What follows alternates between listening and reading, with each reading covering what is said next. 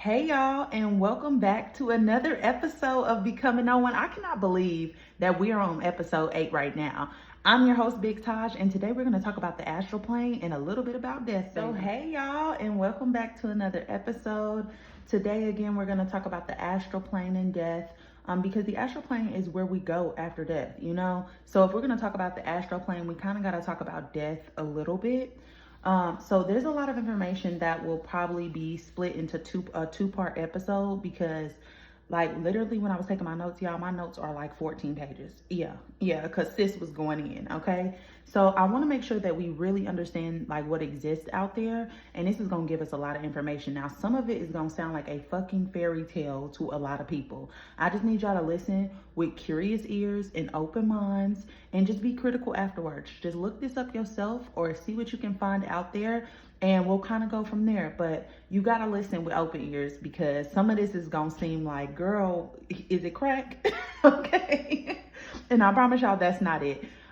So we need to cover the scenery of the astral plane along with its inhabitants and phenomenon that kind of happen, like seeing spirits and stuff like that.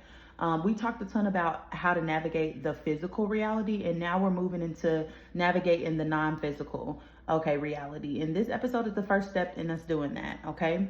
So this episode is going to require, again, like I said, you to be curious, just hanging there. So I've actually talked about this in other episodes, but we have a physical part of us and a non-physical part, right? We have the physical body that we look at every single day, but we also have an astral body, which we refer to as our indigo ray body in the previous episodes when we was talking about consciousness, right? So with each body, there comes a separate set of senses. So we have physical senses, which are taste, touch, smell, hear, and see. And then we also have astral senses, okay, or what people will call psychic senses, because this is how psychics usually navigate the world. Psychics are just like us. They just tapped in more. Well, like me, of course, because I'm a medium, but everybody else as well. Everybody has access to these senses. It's just a matter of whether you're tapped in or you're not tapped in, okay?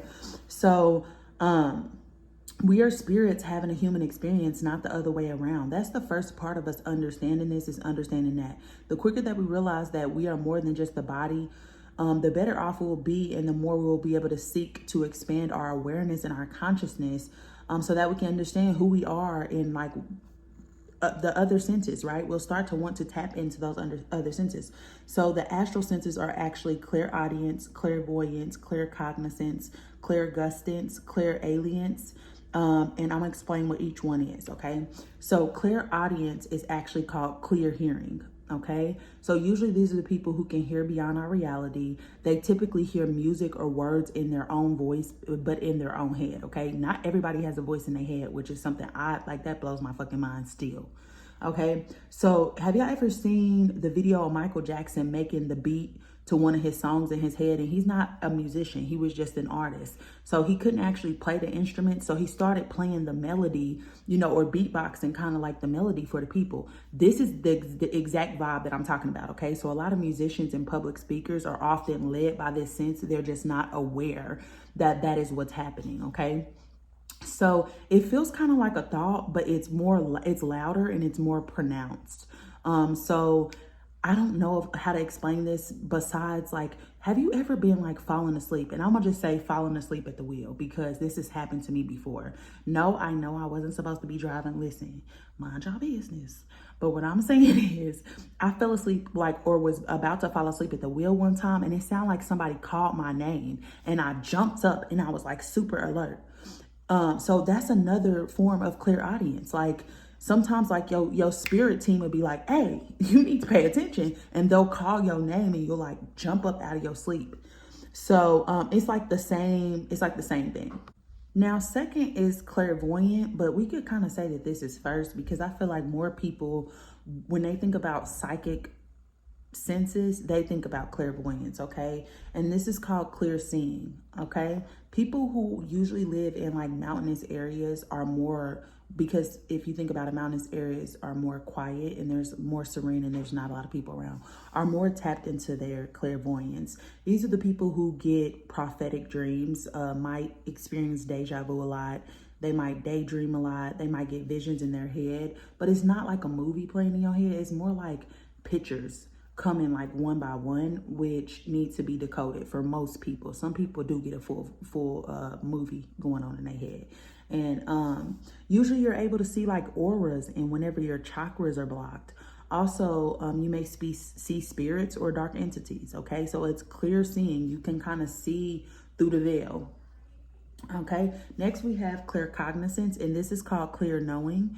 It really is you using your gut feelings to guide you. This is one of my strongest senses, okay? So people use this when they're doing tarot or in their day-to-day life all the time. We just don't know it. Also, people who are human lie detectors are typically people who have clear cognizance. Usually the people who interrupt a lot, they get random ideas and solutions to problems and don't really know how they know the answer to that.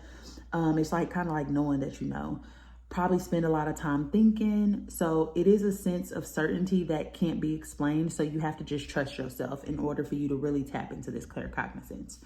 Next, we have clear sentience, which is again one of my strongest psychic senses, which is called clear feeling. So you literally pick up on emotional energy.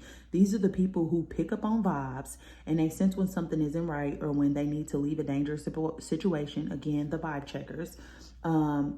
Say you meet someone and get a bad feeling based off their energy. This is what clairsentience is. Also, the people who see someone crying and they actually experience the other person's pain as if it's their own. Y'all, when George Floyd protest was going on, I literally walked down to my downtown where I was living in Indianapolis, and I like had a backpack full of waters because I knew it was going to be protesting. They was like shooting people with these rubber bullets. It was like crazy, right? So I go down there because I'm like, look, I got to protect my people, baby, and we about to put boots on the ground. And I walk up and everybody's kind of around like our city hall. And as soon as I walk up, it was this really, really heavy feeling. Like I've never felt this before. And my mom started hugging me and I'm like, what's going on, girl? You good? And she was like, no, like you're profusely crying. And I had no fucking idea that I was crying. It was literally like the emotions were so heavy that my body became overwhelmed. So it's like that same thing, okay? These are the people who want to know who's over there, because they know that if they go over there and it's bad energy, they're gonna wanna leave. This is clairsentient. So a lot of us are using this all the time. All right, next we have clear gustance. Clear gustance is clear tasting, okay? So this is the ability to taste something that's not actually there. They typically have a heightened sense of taste and make really good food critics, bakers, and chefs. Also the people who are able to single out, like by biting a piece of food, they're able to single out the ingredients. Those are usually people who are using clear gustance. Now, what's crazy about this is one time I was having a dream and I actually told my subconscious mind, like, hey, bring up something that I need to heal from, right? And it was a situation with these two dogs, and I could automatically tell that this was me and my brother's situation, right? And basically the male dog kept messing with the girl dog, and he was bullying her and she just was ignoring him. And then when she finally started to fight back, everybody thought that she was the problem.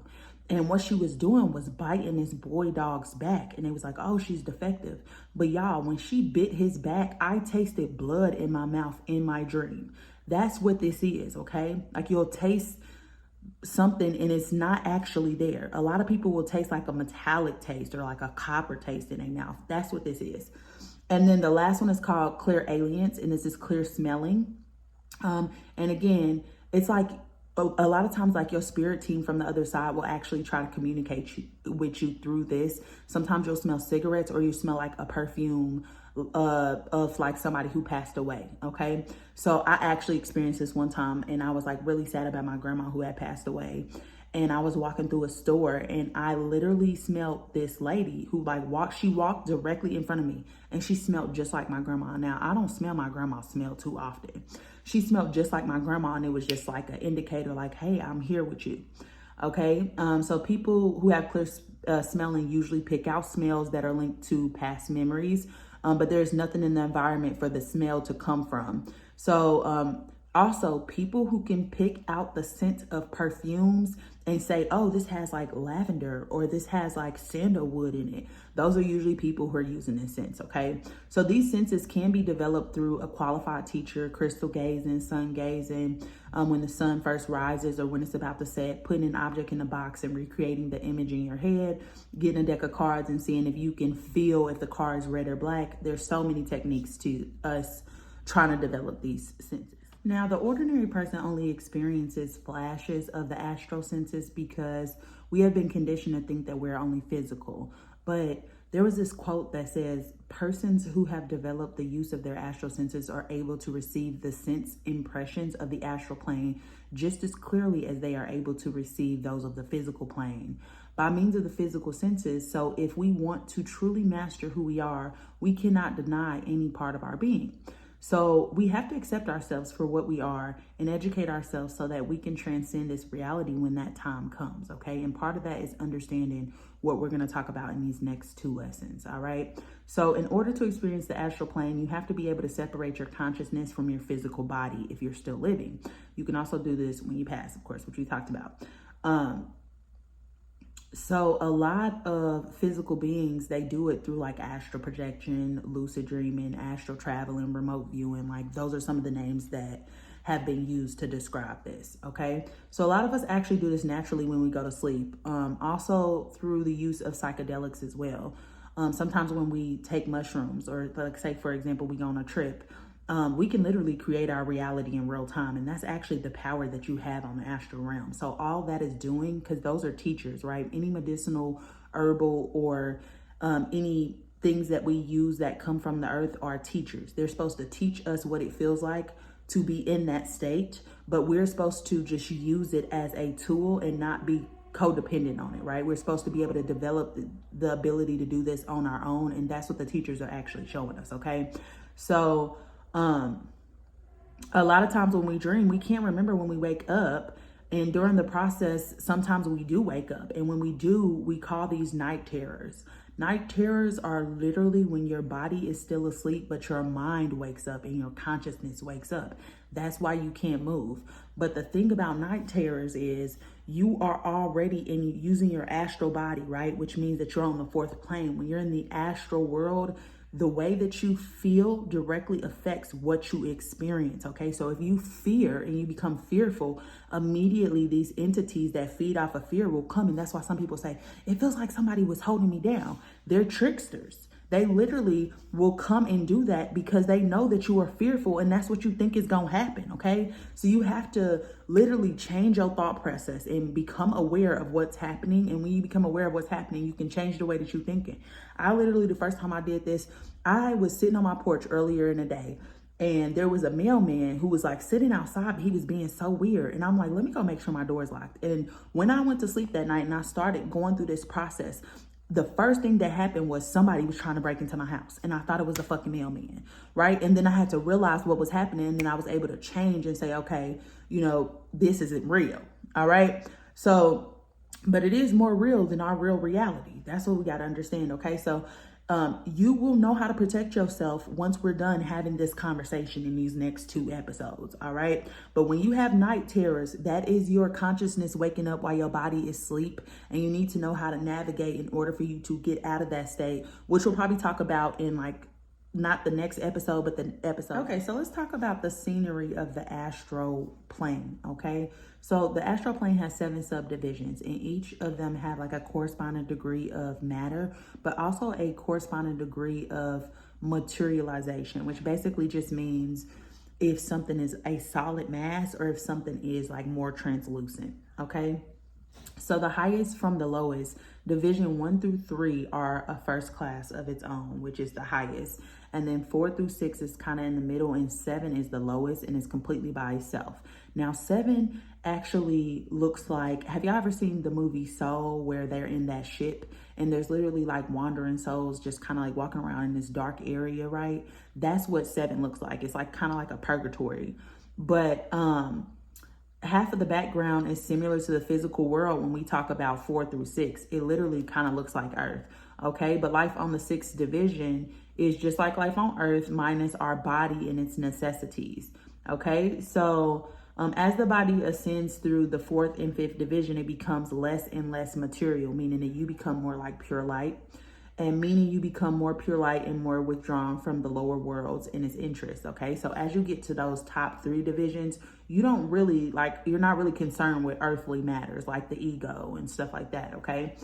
So the sceneries of the lower division is that of Earth as we know it, but a little more because it looks it's looked at from a different perspective, right? Because you have access to your astral senses, whereas, you know, on Earth, we don't have access to our astral senses. The astral plane literally sits on top of our plane. So once we are actually in the astral plane, we're able to see our full vision or our full perspective. So if you're looking at like a cube, right? Usually when you're looking at a cube, it's kind of like a shadow that kind of casts upon it on the end that you're not closest to. That's not how it is in the astral world. You can literally see this straight through it, through the middle, but also that all sides are even. And it kind of may like startle you, or you look at it like, what the hell is this? But, you know, we don't have full access. So you got to understand that when you're looking at stuff through the astral lens. So when you're looking at something in the astral plane, basically what you're doing is looking at it from all perspectives at once. Okay, so that's why it doesn't look similar to us. But the things that you need to understand before you start trying to navigate the astral plane are that everything that's matter actually has an astral counterpart. Like right now, we are matter and we have an astral counterpart that exists for everything. Okay, and every matter has its own atmosphere that exists within. So that is our auric field, right? That's what we consider to be our aura. And sometimes other people can see the field that you're living within, or people call the aura the etheric body as well. It's the same thing. All right. Now, when you are actually using astral vision, you can magnify an object to its desired size. So if you think about when you're on a trip, if you ever been on a little trippy trip, you know, I ain't talking about to Bali, okay? If you're looking at something and you desire for it to be bigger, you literally just got to think it and then boom, it's up in your face. Okay, that's like the same thing that happens on the astral plane. Because like I said, the medicinals and any herbal remedies that we use on this side are just teachers to help us get to that state. But we can do that without the teachers, all right? So you may also see colors that are outside of our normal color spectrum. Okay, because like I said, we don't have full array divisions, but like animals do, like cats and stuff, but we don't. So you may see a blue that you ain't never seen before. And it's going to be hard for you when you come back to our reality to even explain what you saw in like our words. So because because this is something you're not used to seeing, most people don't remember when they come back out because they're either too dazed and confused about what they're seeing. It's really hard for us to translate it anyways into words in the physical plane. So there are inhabitants in the astral realm that can change their appearance, and some try to play tricks on you because they know that you are inexperienced or ruled by fear. And it is important for us to understand that the astral world or the astral plane and how we navigate it before we try to astral project or remote view. So the loss of the physical body makes no difference because we continue to exist just in different states. And what I mean by that is death is not final.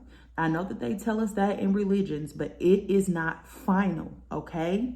It's not. Otherwise, you can't believe in ghosts and also believe that death is final. You can't believe in psychic help and also believe that death is final. It is not, okay? We just change and transition into something else because we are energy. And you remember I said in my first episode that energy cannot be created nor destroyed. It can only be transformed into something else. We transform into something else, okay? So for the seventh subdivision, it's very similar to the movie Soul, which we talked about, but the Egyptians actually refer to this as being very quiet. Like they say that it's a super uncomfortable experience to experience because there's a lot of darker entities that hang out on this seventh lower subdivision. Okay, so the Egyptians describe it as no water, no air, just figures walking around. And then it, again, like I said, it's super undesirable inhabitants that kind of exist on this seventh subdivision. Now, 1 through 3 divisions are so far removed from Earth in the physical plane that they have no interest in earthly matters. But typically, if you get to the 1st to the 3rd subdivision, it's very beautiful. Okay. And records of the astral light, which is called the Akashic records, I believe that Akashic records are actually on the 8th plane, and we'll talk about that before, but we got to kind of mention that now because the Akashic records are basically like, you remember I talked about the universal logos where everybody can tap into this energy that holds all the information of the multi-universes. That's what the Akashic records are really. Okay. Just a quick disclaimer though, I took some fucking castor oil and I got a lot of gas coming up. So I just want you to know I'm not trifling, okay? And if I burp a little bit in here, I apologize because I'm not trying to even be that girl. But, you know, I had a little too much dip on my chip with the castor oil. So I just want to put that out there. Next, we're about to talk about the inhabitants of the astral plane. And this is the part where I need y'all to be a little curious before y'all critical, because y'all gonna be like, girl, be for real. Right? Y'all gonna be like, be fucking for real. I get that, and that's why I'm gonna give y'all the resources that y'all need. And I hope I don't sound ridiculous. All right. So the inhabitants are really hard for us to understand from our level of consciousness. So what we're gonna do is divide it into groups. We're gonna say the humans, the non-humans, and the artificials. Now, when we go to the humans, this can actually be divided into groups as well. The living and the dead. Now, I'm gonna use those terms loosely because living, we'll just say, are those who do not have a physical body. Those who have a physical body. And the dead, we're going to say those who do not have a physical body. Now, I talked about this on TikTok before, but a mind is just an entity without a body. Okay, so you still maintain your consciousness once you pass over. All right, but you are not dead. You are still there. There's just certain ways that you could be existing, and that's what we're going to talk about. Okay, so let's start with the living. There are 4 classes within the living. Okay, so first is called the adept, and this is called the Maya Velupa. So this is a body used to exist in the lower 4 planes. Okay, so this formed out of the mind body, and the pupil or the student constructs this themselves, but typically they need some type of teacher or master to help them in the beginning until they can create this themselves, because it's really hard to create this without some type of spiritual teacher to help you. All right, so it's used in place of the astral body and allows the passage between the lower plane, which is the Devachana or Devachanic plane, and the astral at will. So it allows you to use the higher powers of its own plane, like the astral plane. Not usually a material body unless the person creates it out of the astral matter around them. Only used to make itself visible to lower entities whose vision cannot transcend their plane. Okay, so what does that mean? You know how they say that, oh, aliens are always around us, or entities are always around us, but we cannot see them? It's because they haven't lowered their vibration enough to materialize so that we can see them. The same thing here, okay? So when you're in this this Maya Velupa body, right? When you're in this body, you can lower your vibration so people of the lower plane can see you, or you can navigate that plane and never be seen at all. All right. So this person has full access to their consciousness as they do on earth, but whether we remember when we wake up depends solely on whether we are able to carry our consciousness with us out of the dream state. All right. And then next we have the psychically developed person. Okay. So this is me. All right. So may or may not be spiritually developed, does not need the guidance of a master. They're just able to kind of tap into the astral plane by themselves. When a person is born with psychic powers, it is usually a result of a past life where they developed their senses and it followed them into this life. Whether they use them for good or they were completely ignorant and unworthy of their gifts, it still follows them into the next life. All right.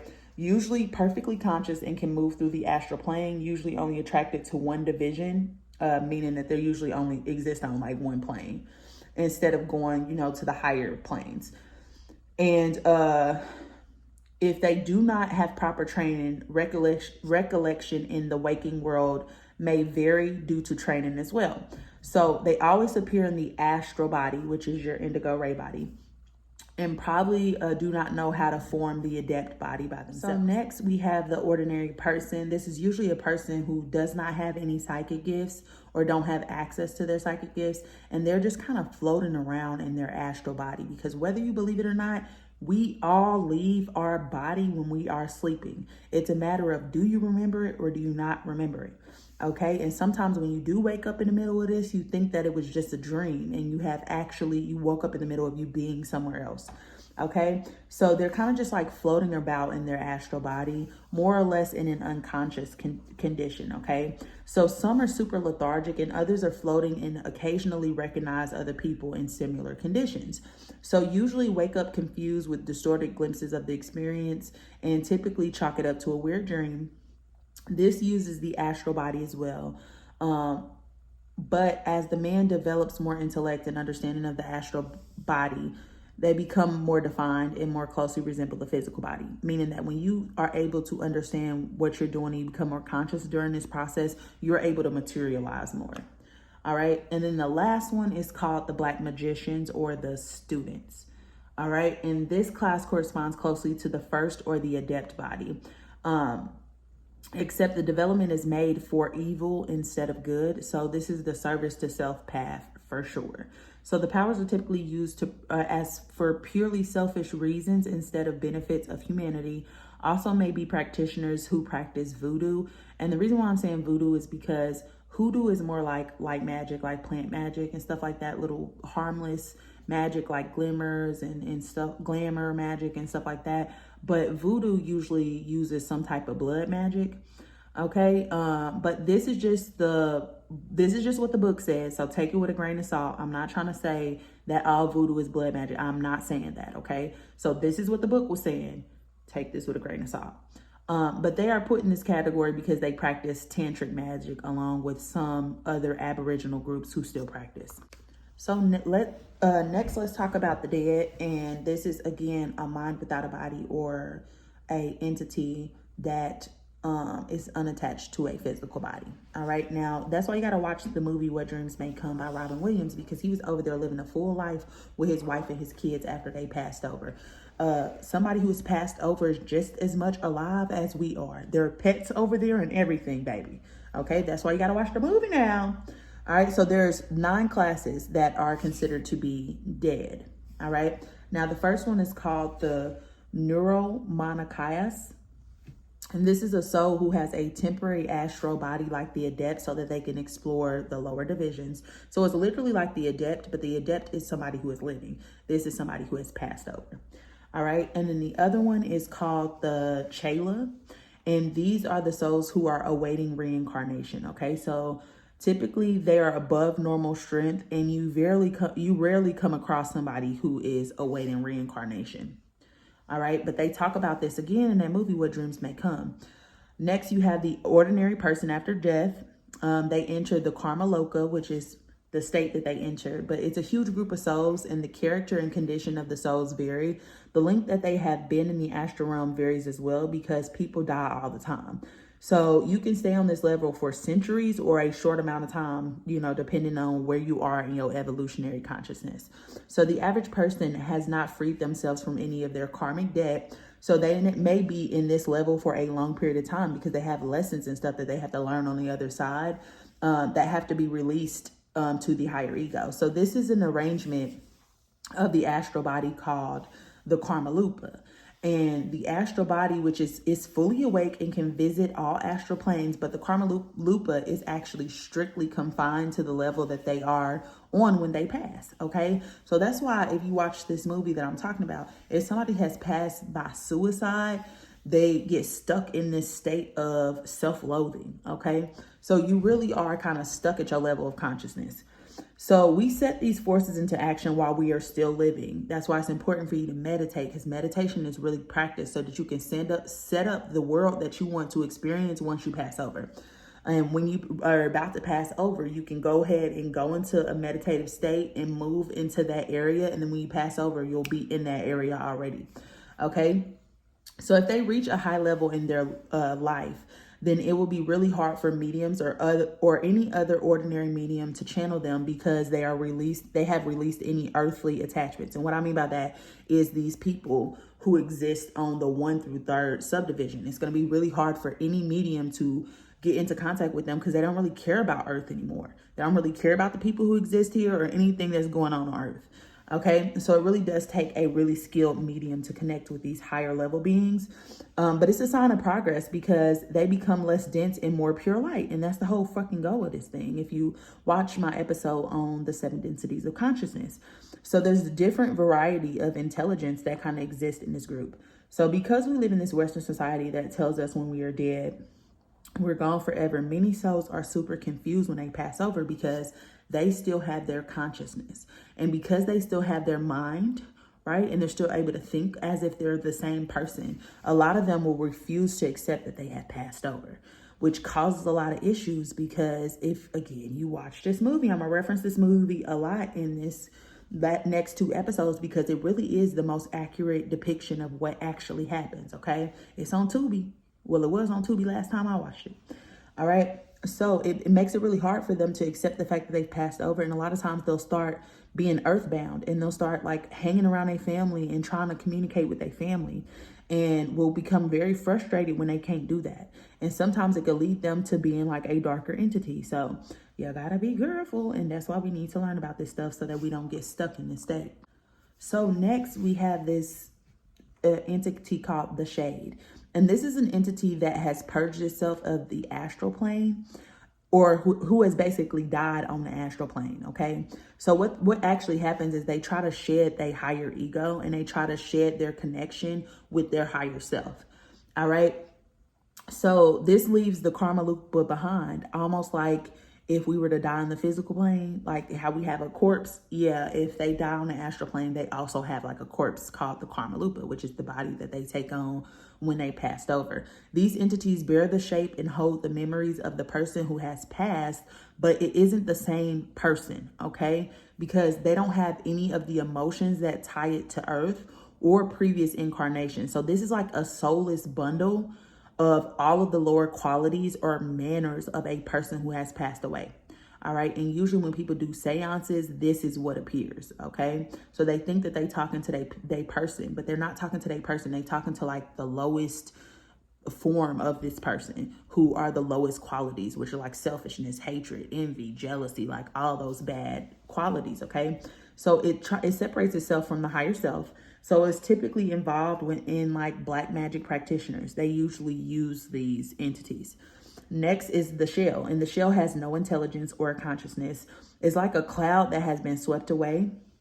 Only has intelligence when it comes into contact with the medium, because it's literally like siphoning the medium's intelligence. Then it will appear as it did in the physical plane, usually dealt with by people with evil desires. A type of shell is usually bluish white form, and usually you will see these hovering over graveyards or spirits in a graveyard. These is what are in the graveyard, okay? Next, we have the vitalized shell, and this is not human at all, but an artificial entity, always malevolent, meaning that it's always for evil purposes, and it's the being typically used to further any evil agendas. And then we have the suicide or victims of sudden death, which is just like kind of like overdose or a quick car accident. These are the people who was in perfect health and then they passed over. So usually they exist on the 7th, 6th, or 5th division. If they're happy when they passed, they kind of go into this state of like a quiet slumber or like a dream state, basically. But if they were in a low, depressed, or selfish state, they create their own personal hell and typically develop into evil entities. So they gravitate to mediums or any sensitive person that they can upset, because they can no longer satisfy their selfishness without a body of their own. So they will come and attach themselves to us while we're still living, and basically the way that they choose us is based off of our vices. If we have the same vices as them, like maybe they was an alcoholic, they will attach themselves to a sensitive alcoholic so that they can push their own agenda. The shit's crazy. All right. So they gravitate to mediums and sensitive people that they can upset because they no longer can satisfy their selfishness without a body. They take delight in using the illusions and benefits of being on the astral plane to lead others into the same life they had, like depression, drinking, selfishness, or drugs. These are the incubi that people refer to in medieval writings, where they talk about the beings of lust and greed who feed off the living. These dark entities provoke victims to do horrible crimes or commit suicide themselves. So this is the voice in your head. There was a guy who was telling a story on TikTok, and he was talking about that he was going to unalive himself. And he was like, that it was a voice in his head that was so strong that he knew that he just had to do it. He probably had one of these entities attached to him. Okay. So, cause he said that he actually did not want to do it, but he went through with it because the voice was so strong. So these dark entities, their power fails against beings who have a pure mind and a pure purpose, meaning that if you're not living by your vices and you're in this pure state of consciousness where you're meditating and you're really taking care of your mind, you're handling your shadow work, you don't have any fears or anything like that, they don't have anything to exploit. Okay, because what they do is they scan your body and they see what they can exploit. And if you don't have anything to exploit, they have to move on to the next person. That's why it's so important to raise your vibration. That's why it's so important to use awareness and mindfulness throughout your day so that you are not attacked by something you cannot see. All right. So, people who have an open third eye usually see these beings at bars or at concerts in the crowd latching on to people. If y'all ever seen videos from Astral World, the day that those people passed away, these things were jumping around in the crowd. Yeah. So these, along with the shells and the vital shells, are called energy vampires because they drain the vitality from living beings. All right. And then next we have actual vampires. Now, like I said, be curious, y'all, be curious. Okay, so this is actually extremely rare. This has went out of style a really, really long time ago. But they still exist in like Russia and Hungary. Hungary. That's how you say it. All right. So these are really relics from former races. So we have really evolved past running across these, but still worth mentioning, more common in Russia and Hungary. What we see on TV is exaggerated though. So a part of the eighth sphere, these vampires, they basically take a body after it has died and kind of traps the entity's consciousness in this trance, and it keeps it alive after death in perfect condition, and basically feeds off of it. So you have to burn the body. Now, werewolves are different. So this body is seized upon by an entity and materializes as a wolf typically, or it could be any other animal. It cannot fully materialize though. And it goes around killing other animals or humans. And it's basically, these two entities are basically trapped in the area of where the body is. Okay. So they can't go very far, but they crave blood and they usually hang around the body. So next we're going to talk about the non-humans. And there are parts of this that we're just not going to be able to understand. Okay. And it includes beings that are not from the physical plane, and also beings of higher intelligence who are from like other universes. All right. Now I'm going to explain to y'all what I can explain to y'all, but this non-human section is divided up into 4 classes, but we're going to just talk about the nature spirits, the animal kingdom, the devas, and then there's also like 4 devas that are considered to be like the cardinal angels, or the 4 cardinal points that have been mentioned in the Bible. So we're just going to talk about those 4, but just understand that this class is actually bigger than what I'm going to give y'all information about. Okay. So first is the animal kingdom, and those are our animals, period, point blank. Animals pass over too. All right. So usually when an animal passes, their essence flows back into the energy with which it came from, meaning like its creator, but it doesn't happen immediately. So just like humans, animals have like a karma loop that forms, and it exists on the astral plane. Now, again, if you've seen What Dreams May Come, the first thing that happened when he passed over was that his dog came and met him. That happens on the astral plane because, like I said, they exist on the astral plane. But how long they exist on the astral plane just kind of depends on what level of intelligence they actually have reached in the living world. Okay. So I'm a medium, and so I want to tell y'all this story. So I had a client who actually had a grandmother who had passed over. Now, her grandmother was like a fucking pioneer back in the times where women was not supposed to be, doing their own thing. And she had her own pet grooming business, right? And when I was connecting to her grandmother, I'm like, oh my gosh, she has a lot of pets around her, and I could kind of see you playing in her backyard. And she was like, oh my gosh, yeah, she was a pet groomer. And we were talking about it, and the grandma was calling herself the pet wrangler. And I was like, your grandmother is saying that she's the pet wrangler. And she started laughing, and she was like, that's her personality or whatever. But she was like explaining to me that she was a groomer, but also when all of her pets have passed, she has called in her grandmother to come and get the pets. And I was like, oh, okay, well, that explains why she has all these animals around her. And she's like, oh my gosh, does she have this animal and that animal? And I'm like, yeah, she has all of them, baby. She has that, some chickens, some cat, like she has a lot of animals around her. Right. So, like I say that to say this, animals do kind of go over to the astral realm. And again, how long they stay on there just kind of depends on the level of intelligence that they have gained in the waking world. Okay. But when they're over there, they're kind of in like this dream state of consciousness, but they're super, super happy. Okay. So they don't really have their full personality, but they're kind of like in this dream state. So animals who have gained a lot of intelligence and develop a sense of individualism no longer have the desire to be a part of a group. That's what individualism really means, okay? And their entire life, they're basically preparing to incarnate into a human. On the astral plane, they stay longer than less intelligent animals because, again, they have to learn their lessons because they're about to take a human incarnation. All right, so you remember when I talked about the second density and how there becomes a point where an animal has advanced its intelligence enough to desire to want to move on to the third density. These are typically the animals who act like humans, the animals that are pushing the buttons and they understand what humans are saying and all of that. The animals that you see on TikTok, a lot of them, their next incarnation, they'll end up being a human. Okay, so we used to be animals because we had to come through the first density, the second density, up into this third density, and now into the fourth density as of 2012. Okay, so we had to go through these levels of consciousness as well. So do animals. Now, I'm going to go ahead and end the episode here. I know I'm leaving y'all on a cliffhanger because next time we're going to talk about nature, spirits, and babies. That's the fairies, the fays, the goblins, the trolls. Just hear me out, okay? Like I said, just hear me out, friend. I know I sound ridiculous, but just hear me out. So next episode, we're going to talk about that. And I'm really excited to share this information with y'all so that we can open up a discussion about it. I love y'all deep, and I'm going to see y'all next time.